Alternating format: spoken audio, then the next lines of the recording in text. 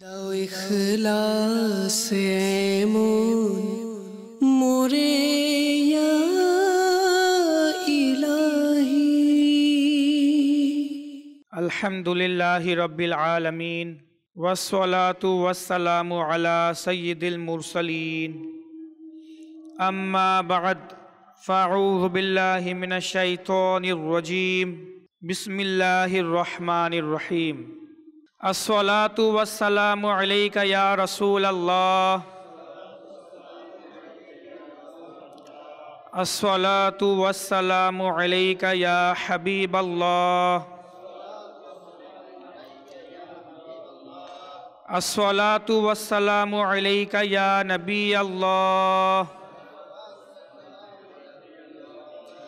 ওয়া আলা আলিকা ওয়া আসহাবিকা ইয়া নূরাল্লাহ। নাওয়াইতু সুন্নাতাল ইতিকাফ। প্রিয় নবী, দয়ালু নবী হুজুর সাল্লাল্লাহু তাআলা আলাইহি ওয়া আলিহি ওয়াসাল্লাম ইরশাদ করেন, আউলান নাসি বি ইয়াউমাল কিয়ামতি আকসারুহুম আলাইয়া সলাহ। অর্থাৎ কিয়ামতের দিন আমার নিকটতম ব্যক্তি সেই হবে যে দুনিয়ায় আমার প্রতি অধিক হারে দুরূদ শরীফ পাঠ করবে। প্রিয় ইসলামী ভাইরা, নিঃসন্দেহে প্রিয় নবী সাল্লাল্লাহু আলাইহি ওয়াসাল্লামের উপর দুরূদ শরীফ পাঠ করা এটি এমন পছন্দনীয় একটি আমল, যে ব্যক্তি এ পৃথিবীতে নিজের জীবদ্দশায় যত বেশি দুরূদ শরীফ পড়বে সে কিয়ামতের দিন প্রিয় নবীর তত বেশি নিকটবর্তী হবে। এই বিষয়টাকে আরও এভাবে বুঝুন, বর্তমানে পৃথিবীতে মোট জনসংখ্যা হচ্ছে প্রায় 800 কোটির মতো। পৃথিবীতে বর্তমানে 800 কোটি মানুষ রয়েছে প্রায়। এটা শুধু বর্তমানের জনসংখ্যা। যদি আমরা একটু চিন্তা করি, হযরত আদম আলা নবিয়িনা ওয়া আলাইহিস সালাতু ওয়াস সালাম থেকে শুরু করে যখন থেকে পৃথিবীর সৃষ্টি তখন থেকে নিয়ে আজ পর্যন্ত, তাহলে কত হাজার লক্ষ কোটি মানুষ পৃথিবীতে এসে গেছে যদি এখনই 800 কোটি মানুষ হয়। আর বাকি আরও কিয়ামত এখনো বাকি আছে। কিয়ামত পর্যন্ত আরও কত হাজার লক্ষ কোটি মানুষ পৃথিবীতে আসা বাকি। তো এই এত বড় জনসংখ্যা, এরা সকলেই কিন্তু কিয়ামতের দিন উপস্থিত থাকবে। এখন তো সবাই একত্রে নাই, মানুষ পৃথিবীতে আসছে, মরছে, আবার জন্মগ্রহণ করছে, আবার ইন্তেকাল করছে, একজন যাচ্ছে আবার নতুন একজন আসছে। কিন্তু কিয়ামতের দিন তো সম্পূর্ণ পৃথিবী, কিয়ামত পর্যন্ত যত মানুষ পৃথিবীতে আসবে তারা সকলেই কিন্তু কিয়ামতের দিন উপস্থিত থাকবে। আর সকলের মূল টার্গেট এটাই থাকবে যে কোনোভাবে যেন প্রিয় নবী সাল্লাল্লাহু আলাইহি ওয়াসাল্লামের কাছে চলে যাই, প্রিয় নবীর নিকটে যেন চলে যাই। কারণ যে প্রিয় নবী সাল্লাল্লাহু আলাইহি ওয়াসাল্লামের সঙ্গে থাকবে, এটা আন্ডারস্টুড যে সে কি জাহান্নামে যেতে পারবে? হুজুর সাল্লাল্লাহু আলাইহি ওয়াসাল্লাম রহমতওয়ালা, তো সবাই চাবে প্রিয় নবীর কাছে যেতে। এখন আমরা চিন্তা করি, এত হাজার হাজার লক্ষ লক্ষ কোটি মানুষের মাঝে এমন কোন কাজটি রয়েছে যা করলে আমি প্রিয় নবীর কাছে যেতে পারবো, কিয়ামতের দিন নিকটে যেতে পারবো? বর্তমানে কোনো বড় মন্ত্রী মিনিস্টার যদি যায়, কত মানুষ চেষ্টা করে তার কাছে যেতে, কিন্তু কি সবাই পারে?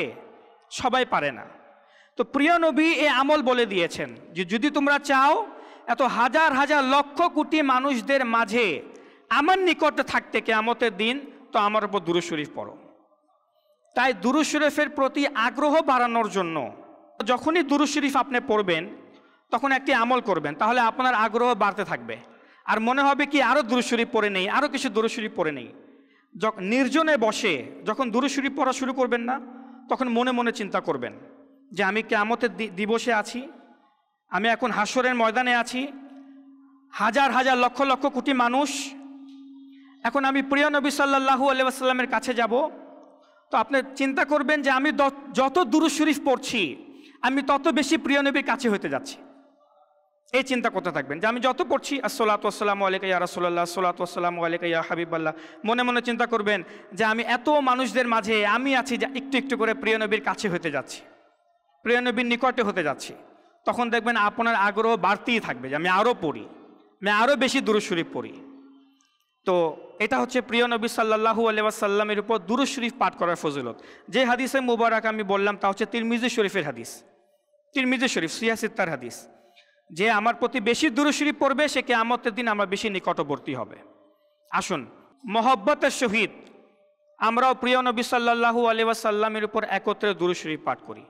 সল্লু আলাল হাবিব সাল্লাল্লাহু তাআলা আলা মুহাম্মদ সাল্লাল্লাহু তাআলা আলাইহি ওয়া আলিহি ওয়াসাল্লাম।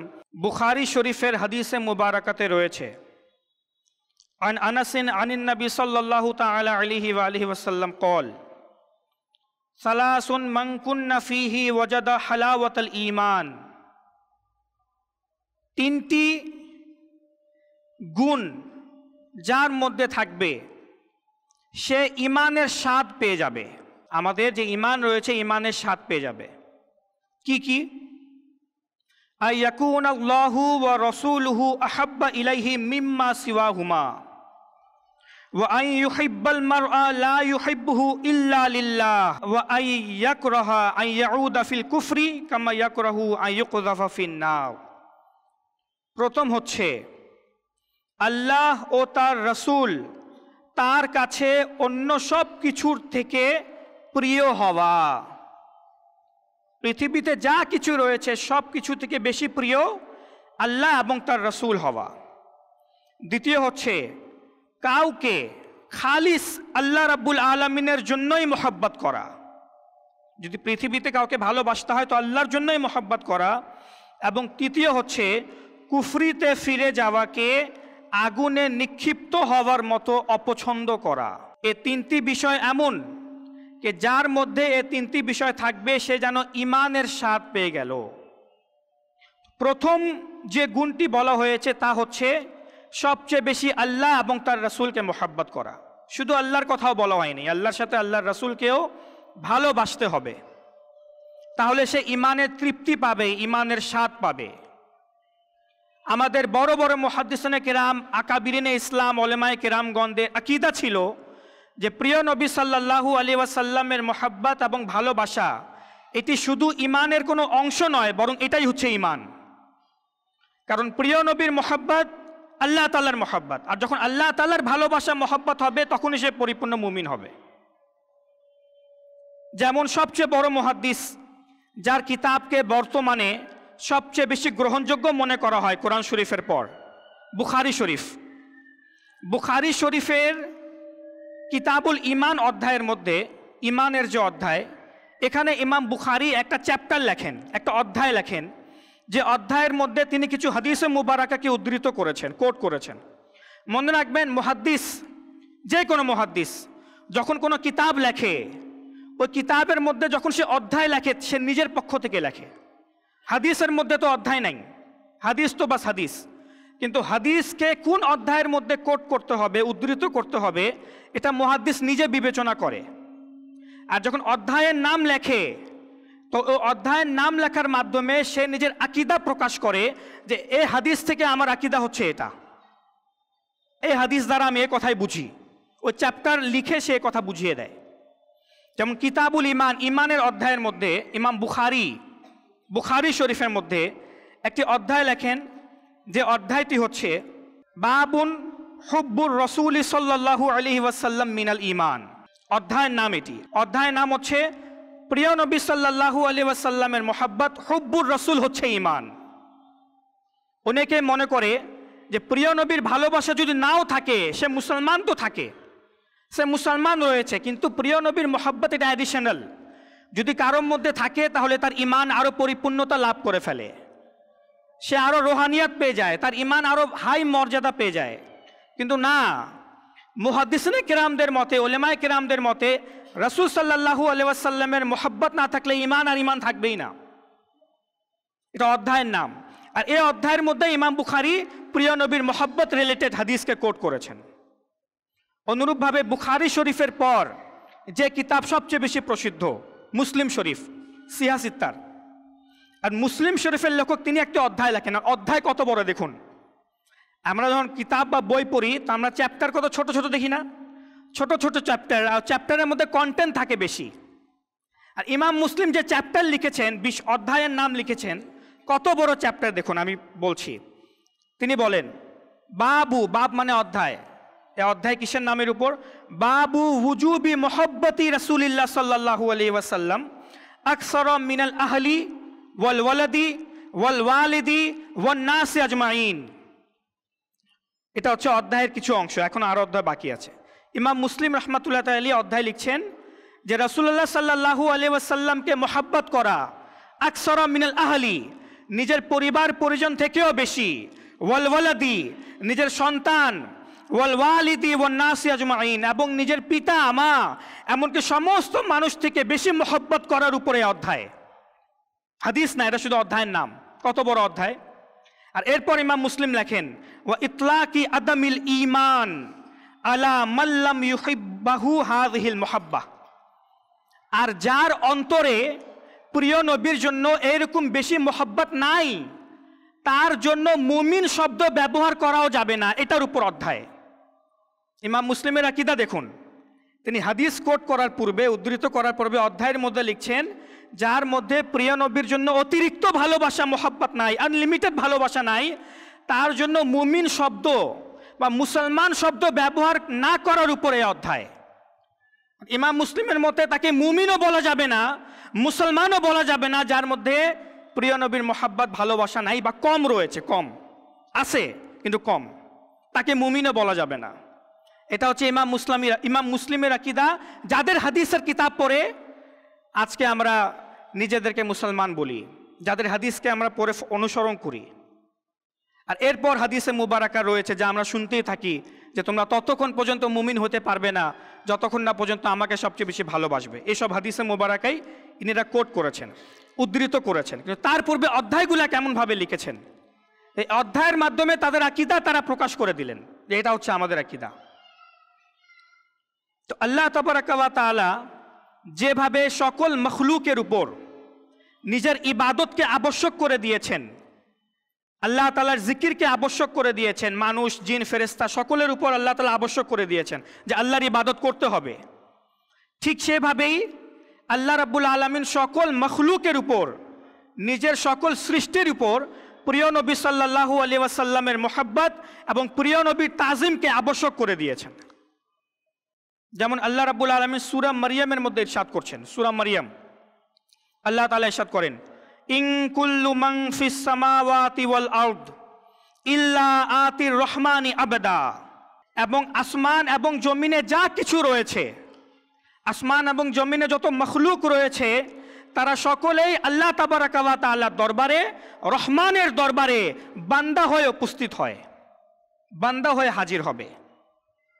সূরা নূরের মধ্যে আল্লাহ রাব্বুল আলামিন ইরশাদ করেন আলাম তারা, তোমরা কি দেখো না, আন্নাল্লাহা ইউসাব্বিহু লাহু মান ফিস সামাওয়াতি ওয়াল আরদ, তোমরা কি দেখো না যে আসমান এবং জমিনের মধ্যে যা কিছু রয়েছে সকলেই আল্লাহ তাআলার তাসবিহ পাঠ করছে, সকলেই আল্লাহ তাআলার হামদ বয়ান করছে। কুল্লুন কদ আলিমা সলাতাহু ওয়া তাসবিহা, তোমরা হয়তো দেখো না কিন্তু আল্লাহ তাআলা বলছেন আসমান জমিনে যা কিছু রয়েছে আল্লাহ তাআলা সকলের নামাজ আর সকলের তাসবিহ সম্পর্কে জ্ঞাত।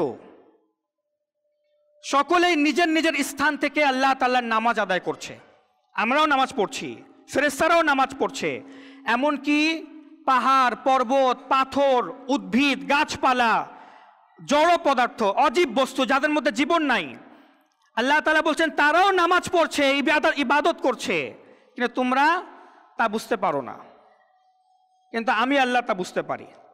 যেমন সূরাতুল হজ, হজ নামক একটি সূরা রয়েছে হজের উপর। এই সূরা হজের মধ্যে আল্লাহ রাব্বুল আলামিন একটি আয়াতে মুবারাকা অবতীর্ণ করেছেন যেখানে আল্লাহ তাআলা স্পষ্ট বলে দিয়েছেন যে মানুষ জিন ফেরেশতারা ছাড়াও যারা অজীব পদার্থ অজীব বস্তু যাদের মধ্যে জীবন নাই, আমরা বাহ্যিক দৃষ্টিতে তাদের মধ্যে কোনো জীবন দেখি না, চাই তারা পাথর হোক পাহাড় পর্বত হোক গাছপালা হোক, তারা সকলে আল্লাহর ইবাদত করছে, আল্লাহর তাসবিহ পাঠ করছে। এখন এই সূরাটা যদি আমি তেলাওয়াত করি তো এটা হচ্ছে আয়াতে সিজদা, তেলাওয়াত করতে গেলেই সবার উপর সিজদা আবশ্যক হয়ে যাবে, তাই আমি এখন পড়ছি না। কিন্তু এর সারমর্ম আমি বলে দিচ্ছি যে এই আয়াতে মুবারাকাতে আল্লাহ রাব্বুল আলামিন ইরশাদ করছেন আসমান এবং জমিনে যা কিছু রয়েছে, কি কি, আশ-শামস সূর্য, ওয়াল কমার চন্দ্র, ওয়ান নুজুম তারকা, ওয়াল জিবাল পাহাড় পর্বত, ওয়াশাজারু গাছপালা, ওয়া দাওয়াবু এবং পশু পাখি সকলেই আল্লাহ রাব্বুল আলামিনের ইবাদত করছে, তাসবিহ পাঠ করছে। তারা আল্লাহ রাব্বুল আলামিনের দরবারে নিজের মাথাও নত করে দেয়। এখানে আল্লাহ রাব্বুল আলামিন স্পষ্ট বলে দিয়েছেন। আর আরেক স্থানে সূরা বনী ইসরাইলের মধ্যে তো আল্লাহ রাব্বুল আলামিন এটাও বলে দিয়েছেন, ওয়া ইম মিন শাইইন ইল্লা ইউসাব্বিহু বিহামদিহি, যে এমন কোনো জিনিস নাই যা আল্লাহ তাবারাকা ওয়া তাআলার ইবাদত করে না, ওয়ালাকিন লা তাফকাহুনা তাসবিহাহুম, কিন্তু হে বান্দারা তোমরা সে তাসবিহকে বুঝতে পারো না। সব কিছু আল্লাহর হামদ বয়ান করছে, প্রশংসা করছে, ইবাদত করছে, জিকির করছে, কিন্তু তোমরা তা বুঝতে পারো না। এই কারণেই বুখারী শরীফের মধ্যে একটি হাদিসে মুবারাকা রয়েছে, সাহাবায়ে কেরামগণ ইরশাদ করেন যে মাঝে মাঝে আমরা যখন রাসূলুল্লাহ সাল্লাল্লাহু আলাইহি ওয়াসাল্লামের সঙ্গে খাবার আহার করতাম, তো কুন্না নাসমাউ তাসবিহাত তোয়াম, তোয়াম মানে খাবার, তাসবিহ মানে তাসবিহ। কুন্না নাসমাউ, আমরা মাঝে মাঝে প্রিয় নবীর সঙ্গে যখন খাবার আহার করতাম তো ওই খাবারের তাসবিহ আমরা শুনতে পেতাম, যে ওই খাবার আল্লাহর জিকির করছে, আমরা তা শুনতে পেতাম। ওয়া হুয়া ইউকালু, তারপর ওই খাবারকে আহার করা হতো। আর কিছু মুফাসসিরিনে কিরাম তো বলেছেন যে সব কিছু তো আল্লাহর জিকির করছে নিজের নিজের ভঙ্গিতে, সব কিছুই আল্লাহর জিকির করছে, আল্লাহর ইবাদত করছে নিজের প্রেক্ষাপট থেকে, নিজের পরিস্থিতিতে। যেমন কিছু মুফাসসিরিনে কিরাম বলেন যে দরজা খোলার সময়, যে কোনো দরজা বা গেট খোলার সময় একটা শব্দ সৃষ্টি হয় না, তো ওই দরজা খোলার সময় যে শব্দ সৃষ্টি হয় ওইটা মূলত দরজার জিকির, আল্লাহর জিকির করছে। বজ্রপাতের সময় যখন বৃষ্টি হয়, বজ্রপাত হয়, ওই বজ্রপাতের সময় যে শব্দ সৃষ্টি হয় ওই বজ্রপাত মূলত তার জিকির হয়, ওই মেঘের, কালো মেঘের। মেঘ আল্লাহর জিকির করতে থাকে। আর এই বিষয় সম্পর্কে যদি আরো সন্দেহ হয় তাহলে আসুন কোরআনের এই আয়াতে মুবারাকা শুনি, যেখানে আল্লাহ তাআলা বলছেন যে পৃথিবীতে কিছু পাথর এমন রয়েছে যার থেকে পানি নির্গত হয়, আবার কিছু পাথর এমন রয়েছে যেগুলা থেকে নদী প্রবাহিত হয়, ঝর্ণা প্রবাহিত হয়, আল্লাহ তাআলা কোরআনে পাকে বলছেন। আর কিছু পাথর তো এমন রয়েছে, আর কিছু পাথর, হ্যাঁ পাথর, কিছু পাথর তো এমন রয়েছে কোরআনে পাকে আল্লাহ বলছেন যারা আল্লাহ রাব্বুল আলামিনের ভয়ে গড়িয়ে পড়ে, আল্লাহ তাআলার ভয়ে। ভাই তাদের মধ্যে আবার ভয় কিভাবে আসলো? তাদের মধ্যে তো এরকম অনুভূতি নাই, এটা তো আমরা জানি, কিন্তু আল্লাহ তাআলার কুদরত, আল্লাহ রাব্বুল আলামিন নিজের সকল মখলুকের উপর ইবাদতকে আবশ্যক করে দিয়েছেন। যা কোরআন, আমি এতক্ষণ যা আয়াতে মুবারাকা বললাম সব কোরআনের, কোরআনে আল্লাহ তাআলা বলছেন সকল মখলুক আল্লাহর ইবাদত করছে নিজ নিজ জায়গা থেকে, কিন্তু আমরা তা বুঝতে পারি না। এখন এখানে লজিককে খুঁজারা কিছুই না, যখন আয়াতে মুবারাকা চলে এসেছে। যদি কারো সামান্য সন্দেহ হয় এটা কিভাবে সম্ভব, তার ইমানই থাকবে না, কিন্তু সকলে আল্লাহর ইবাদত করছে।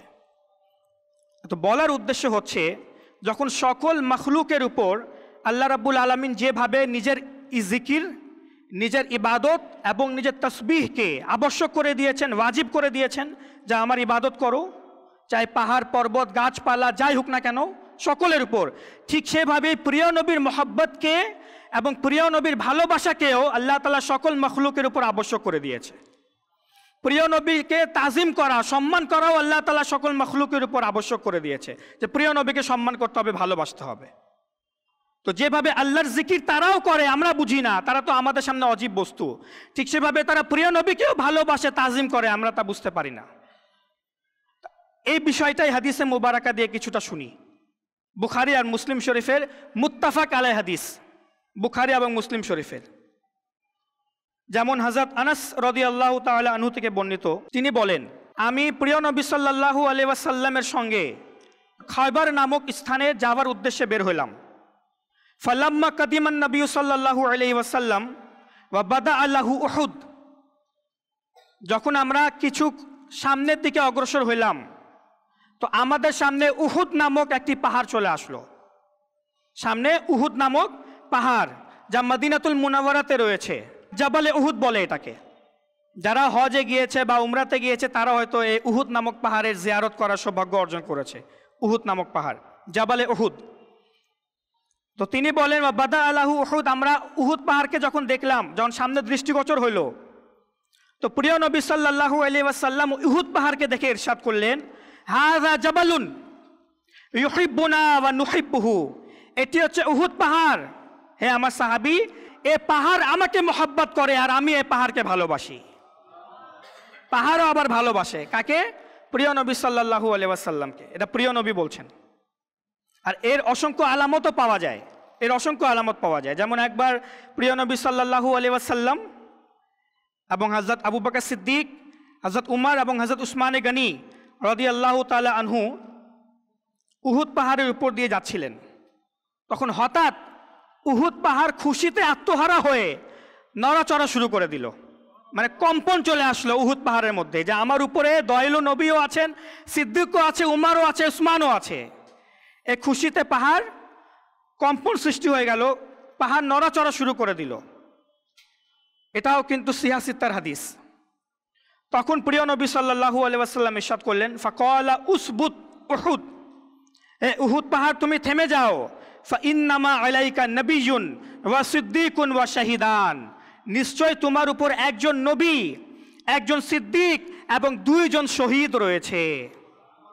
এমনকি তিরমিজি শরীফের মধ্যে রয়েছে, প্রিয় নবী সাল্লাল্লাহু আলাইহি ওয়াসাল্লাম ইরশাদ করেন যে নিশ্চয়ই মক্কার মধ্যে একটি পাথর রয়েছে। প্রিয় নবী বলছেন সাহাবায়ে কেরামদেরকে, মক্কাতুল মুকাররমার মধ্যে একটি পাথর রয়েছে, কানা ইউসাল্লিমু আলাইয়া লায়ালি। আর কিছু হাদিসে মুবারাকাতে রয়েছে কবলান নুবুওয়া। প্রিয় নবী বলছেন মক্কাতুল মুকাররমাতে একটি পাথর রয়েছে, যে পাথর আমার নবুওয়াত প্রকাশ করার পূর্বে হইতেই আমাকে দেখে সালাম করত। আলাইয়া লায়ালি, আমার নবুওয়াত প্রকাশের রাতসমূহে ওই পাথর আমাকে সালাম করত। ইন্নী লা আরিফুহু আল আন, আমি এখনো ওই পাথরকে চিনি। ওই পাথরের কথা আমার এখনো স্মরণ আছে, ওই পাথরকে আমি এখনো চিনি। এখন বলেন পাথর সালাম কিভাবে করত? পাথর তাজিম করত, সম্মানের জন্য সে সালামও করত। তো যেভাবে আল্লাহ তাআলা জিকির তাদের উপর আবশ্যক, প্রিয় নবীর সম্মান ভালোবাসা তাদের উপর আবশ্যক। এই অজীব বস্তুদের উপর, যাদের বাহ্যিক দৃষ্টিতে কোনো জীবন নাই, কিন্তু প্রিয় নবীকে তারা ঠিকই সম্মান করত। এই হাদিসে মোবারাকাতে আমি একটা কথা বলবো, যে প্রিয় নবী বলছেন যে ওই পাথরের কথা আমার এখনো স্মরণ আছে, যে আমাকে বেশি বেশি করে নবুওয়াত প্রকাশের পূর্বেও সালাম দিত, আর নবুওয়াতের রাতসমূহেও আমাকে সে সালাম দিত। তো যদি আমাদের দয়ালু নবী ওই পাথরকে ভুলেন নাই, যে বেশি বেশি করে প্রিয় নবীকে সালাম দিত, তো যে উম্মতি নিজের জীবদ্দশায় প্রিয় নবীকে বেশি বেশি দুরুদ এবং সালাম পাঠায়, আপনারাই বলুন সে প্রিয় নবী ওই উম্মতিকে কিভাবে ভুলতে পারে? ওই প্রিয় নবী সাল্লাল্লাহু আলাইহি ওয়াসাল্লাম রওজা শরীফ থেকে কিভাবে ওই উম্মতিকে ভুলে যাবে? হাসুরের দিনে কিভাবে নিজের উম্মতিকে ভুলে যাবে, যে নিজ জায়গা থেকে, নিজ স্থান থেকে প্রিয় নবী সাল্লাল্লাহু আলাইহি ওয়াসাল্লামকে দুরুদ এবং সালাম পাঠায়। প্রিয় নবী বলছেন আল আন, আমার এখনো ওই পাথরের কথা স্মরণ আছে যে আমাকে সালাম করত। এখন আসুন ওই বৃক্ষের ভালোবাসা, গাছপালার ভালোবাসা, যে বৃক্ষ গাছপালা প্রিয় নবীর প্রতি কিভাবে নিজের ভালোবাসা প্রকাশ করে। বর্ণিত আছে হযরত মাওলা আলী রাদিয়াল্লাহু তাআলা আনহু ইরশাদ করেন, ইসলামের চতুর্থ খলিফা, তিনি বলেন যে একদা আমি রাসূলুল্লাহ সাল্লাল্লাহু আলাইহি ওয়াসাল্লামের সাথে মক্কার কোনো এক প্রান্তের উদ্দেশ্যে বের হইলাম, প্রিয় নবীর সাথে যাচ্ছিলাম। তো তিনি প্রিয় নবী যে কোনো পাহাড় বা বৃক্ষের নিকট দিয়ে যেতেন, আমি নিজ কানে শুনতাম ওই বৃক্ষ এবং পাহাড় প্রিয় নবীকে আসসালামু আলাইকুম ইয়া রাসূলুল্লাহ বলছে। পাহাড় পর্বত সালাম দিত, গাছপালাও সালাম দিত। আর এখন যে হাদিসে মুবারাকা বলছি তা হাকিম লিল মুস্তাদরাকের মধ্যেও রয়েছে, ইমাম দারিমিও এই হাদিসে মুবারাকাকে বয়ান করেছেন, এমনকি মুসনাদে আহমদ বিন হাম্বল, ইমাম তাবরানি, এমন বাইহাকির মধ্যেও রয়েছে। কি? প্রিয় নবী সাল্লাল্লাহু আলাইহি ওয়াসাল্লামের সাহাবী বলছেন যে আমরা একদা হুজুর সাল্লাল্লাহু আলাইহি ওয়াসাল্লামের সঙ্গে সফরে যাচ্ছিলাম। তো মাঝ পথে এক জায়গায় আমরা যাত্রা বিরতি করলাম। তো রাসূলুল্লাহ সাল্লাল্লাহু আলাইহি ওয়াসাল্লাম সেখানে কিছুক্ষণের জন্য ঘুমিয়ে পড়লেন। হাদিসে মুবারাকা। আচ্ছা, এই হাদিসে মুবারাকার ব্যাপারে ইমাম আহমদ বিন হাম্বল বলেন এবং ইমাম বাইহাকি বলেন যে এই হাদিসের সকল সনদের মধ্যে যারা যারা রিওয়ায়াতকারী রয়েছে সকলে সনদ সত্য, সকলে সহি, রিজালুস সহি। বলেন যখন প্রিয় নবী সাল্লাল্লাহু আলাইহি ওয়াসাল্লাম যাত্রা বিরতিতে ঘুমিয়ে পড়লেন, তো আমরা নিজ চোখে দেখি ফাজাআত শাজারাতুন তাশুক্কুল আরদ হাত্তা গশিয়াতহু সুম্মা রাজাআত ইলা মাকানিহা ফালাম্মা ইস্তাইকাযা যাকারতু লাহু যালিক। বলছেন আমরা দেখলাম যে প্রিয় নবী যেখানে শুয়েছিলেন তার থেকে কিছু দূরে একটি গাছ, একটি বৃক্ষ, হঠাৎ ওই বৃক্ষটি নাড়াচাড়া দিয়ে মাটিকে ভেদ করতে করতে সরাসরি প্রিয় নবীর সামনে চলে আসলো, হাত্তা গশিয়াথু, এবং প্রিয় নবী সাল্লাল্লাহু আলাইহি ওয়াসাল্লামের সম্মানার্থে সে গাছ নিজের শাখা প্রশাখা নিজের সব কিছু সহ প্রিয় নবীকে সিজদা করলো। প্রিয় নবীর জন্য নিজের মাথাকে নিজের সব কিছুকে উপরের অংশকে ঝুঁকিয়ে দিল। কিছুক্ষণ পর সুম্মা রাজাআত ইলা মাকানিহা, এরপর সে আবার নিজের স্থানে ফিরে আসলো আর বৃক্ষর মতো আবার বসে গেল। ফালাম্মা ইস্তাইকাযা, যখন প্রিয় নবী জাগ্রত হইলেন, এরকম আজব কাণ্ড দেখে কে না অবাক হবে। যখন প্রিয় নবী জাগ্রত হইলেন তো যাকারতু লাহু যালিক, আমরা প্রিয় নবীকে বললাম, ইয়া রাসূলুল্লাহ, এমন এমন ঘটনা ঘটলো, এই যে গাছটি বৃক্ষটি কিছুক্ষণ পূর্বে এভাবে এসে আপনার সাথে এরকম আচরণ করলো। তখন প্রিয় নবী সাল্লাল্লাহু আলাইহি ওয়াসাল্লাম কি বলেন দেখুন, হিয়া শাজারাতুন ইস্তাযানাত রাব্বাহা আযজা ওয়া জাল্লা ফি আন তুসাল্লিমা আলাইয়া ফাউজিনা লাহা। প্রিয় নবী বলেন এই গাছটি কিছুক্ষণ পূর্বে আল্লাহ তাবারাকা ওয়া তাআলার কাছে, নিজের প্রতিপালকের কাছে অনুমতি চাইলো, হে আল্লাহ আমাকে অনুমতি দাও, আমি সামনে গিয়ে আমার হাবিবকে, তোমার দয়ালু নবীকে যেন সালাম করতে পারি। আনতুসাল্লিমা আলাইয়া, যেন আমাকে সালাম করতে পারে, এর জন্য নিজের প্রতিপালকের কাছে অনুমতি নিল। ফাউজিনা লাহা, ওই গাছকে আল্লাহ তাআলা অনুমতি দিলেন, তো সে কাছে এসে আমাকে সে সালাম করলো। এখন এই হাদিসে মোবারকাতে আমাদের জন্য শিক্ষণীয় বিষয় রয়েছে। তা কি, গাছকে কিন্তু আল্লাহ তাআলা নিজে থেকে নির্দেশ দেন নাই, আমার হাবিব শুয়ে আছে যাও গিয়ে সালাম দাও। গাছের ভালোবাসা দেখুন, গাছের মহব্বত দেখুন, গাছ নিজে থেকে আল্লাহ তাআলাকে বলছে, হে আল্লাহ আমাকে অনুমতি দাও, তোমার দয়ালু নবী শুয়ে আছে আর আমি অহংকারের মতো দাঁড়িয়ে থাকবো? এটা হয়? আমাকে অনুমতি দাও, আমি তোমার হাবিবের চরণে যাই এবং হাবিবের জন্য নিজের মাথাকে ঝুঁকিয়ে দিই। তো এখানে তাদের জন্য শিক্ষণীয় বিষয়, যারা আজও মদিনাতুর রাসূল রওজা রাসূলে যায় আর মনে করে প্রিয় নবী সাল্লাল্লাহু আলাইহি ওয়াসাল্লামের রওজা শরীফের সামনে দাঁড়িয়ে হাত বেঁধে যদি কেউ সালাতুস সালাম পড়ে তাহলে তার জন্য শিরিক হয়ে যায়। আরে গাছের ভালোবাসা দেখো, গাছের মহব্বত দেখো, তার মধ্যে জীবন নাই, তার মধ্যে অনুমতি নাই, কিন্তু তারপরেও আল্লাহর কাছে অনুমতি নিল আর আল্লাহর কাছে গিয়ে বলছে আমাকে অনুমতি দাও।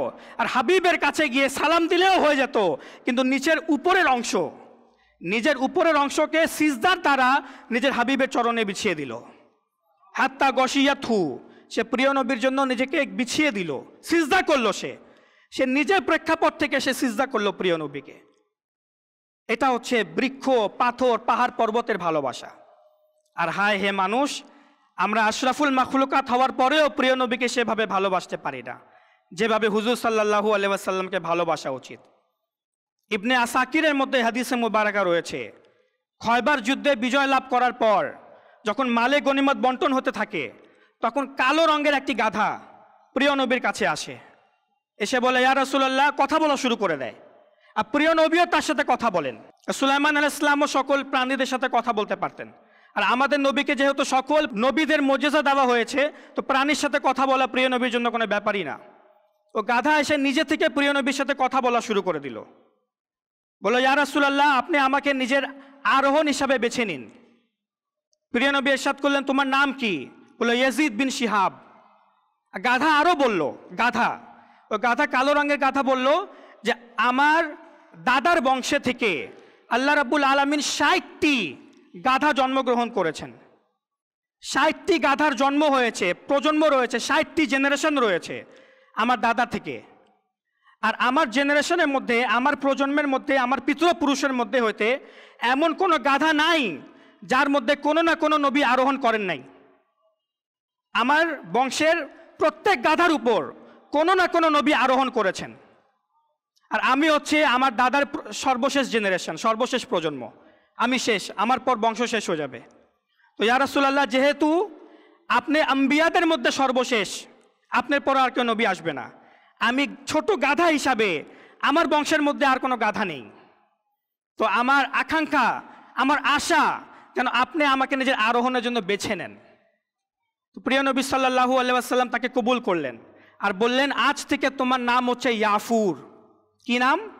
ইয়াফুর গাধা প্রিয় নবীর ছিল। তো ইবনে আসাকিরের মধ্যে রয়েছে যে বর্ণনাকারী, যিনি রিওয়ায়াতকারী সাহাবী, তিনি বলছেন যে প্রিয় নবী সাল্লাল্লাহু আলাইহি ওয়াসাল্লাম বেশিরভাগ সময় ওই গাধার উপর আরোহণ করতেন। আর মাঝে মাঝে তো এমনও হতো, যদি কাউকে যদি ডাকার প্রয়োজন হতো, প্রিয় নবী যদি কাউকে স্মরণ করতেন আর আশেপাশে যদি কেউ না থাকতো, তো প্রিয় নবী গাধাকে বলতেন যে ইয়াফুর, যাও তো আবু বকরকে ডেকে নিয়ে আসো, যাও উমরকে ডেকে নিয়ে আসো। তো এই ইয়াফুর নামক গাধা উদাহরণস্বরূপ উমর রাদিয়াল্লাহু তাআলা আনহুর বাসায় যেতেন এবং নিজের মাথা দিয়ে দরজায় দস্তক দিতেন। তো হযরত উমর রাদিয়াল্লাহু তাআলা আনহু যখন বের হয়ে দেখতেন গাধা দাঁড়িয়ে আছে, তখন ওই গাধা ইশারা করে বলতো মাথা দিয়ে যে প্রিয় নবী তোমাকে ডাক দিয়েছে, যে মাথা দিয়ে ইশারা করে বলতো। আর সবাই জানতো এটা ইয়াফুর প্রিয় নবীর গাধা। তো সকলে বলতো লাব্বাইক, আমি আসছি। এই গাধার ব্যাপারে রয়েছে, ফালাম্মা কুবিদান নবী সাল্লাল্লাহু আলাইহি ওয়াসাল্লাম, যখন প্রিয় নবীর ইন্তেকাল হয়ে যায়, যখন প্রিয় নবী ওয়াফাত করে ফেলেন, প্রকাশ্য ওয়াফাত যখন হয়, তো সাহাবী বলেন যে আমরা দেখেছি ওই ইয়াফুর গাধা প্রিয় নবী সাল্লাল্লাহু আলাইহি ওয়াসাল্লামের মহব্বতে, ভালোবাসায় প্রিয় নবী থেকে পৃথক হওয়ার কারণে পাগলের মতো অলিগলিতে ঘুরতে থাকে, অস্থির হয়ে যায়, থাকতে পারে না। এমনকি শেষমেশ নিজের অস্থিরতাকে সহ্য না করতে পেরে আবুল হাইসাম বিন তাইহান নামক এক ব্যক্তির কূপ ছিল, ওই কূপের কাছে যায় এবং নিজে আত্মহত্যা করে নিজেকে মেরে ফেলে, লাফ দিয়ে দেয় ওই কূপের মধ্যে। প্রিয় নবীকে না থাকলে আমিও থাকবো না, আমিও যাচ্ছি। গাধা নিজের জীবনই দিয়ে দিল।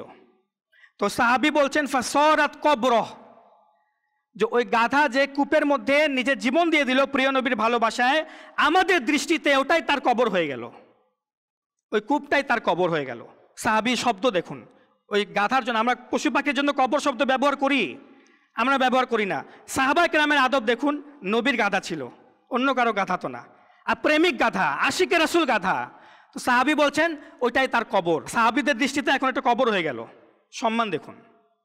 গাধা, পাহাড় পর্বত, গাছপালা, এদেরকে কেউ আদব শিখায় নাই। তারা জানে কিভাবে প্রিয় নবীকে মহব্বত করতে হবে, ভালোবাসতে হবে। কিন্তু হে আশরাফুল মখলুকাত, হে মানুষ, আমরা কখন বুঝবো যে প্রিয় নবীকে কিভাবে তাজিম আর মহব্বত করতে হবে? আমরা কখন প্রিয় নবীকে ভালোবাসবো? যখন এদের ভালোবাসার কারণে এরা এত মর্যাদা পাচ্ছে, তো যখন উম্মতি ভালোবাসবে তখন উম্মতি কত মর্যাদা পাবে। আল্লাহ রাব্বুল আলামিন আমাদেরকেও মন প্রাণ দিয়ে রাসূলুল্লাহ সাল্লাল্লাহু আলাইহি ওয়াসাল্লামকে মহব্বত করা, তাজিম করা আর প্রিয় নবীর আদর্শকে অনুসরণ করার তৌফিক দান করুক। আমিন বিজাহিন নবিয়্যিল আমিন সাল্লাল্লাহু তাআলা আলাইহি ওয়া আলিহি ওয়াসাল্লাম। সাল্লু আলাল হাবিব সাল্লাল্লাহু তাআলা আলা মুহাম্মদ সাল্লাল্লাহু তাআলা আলাইহি ওয়া আলিহি ওয়াসাল্লাম। দাও ইখলাস এমন মোরে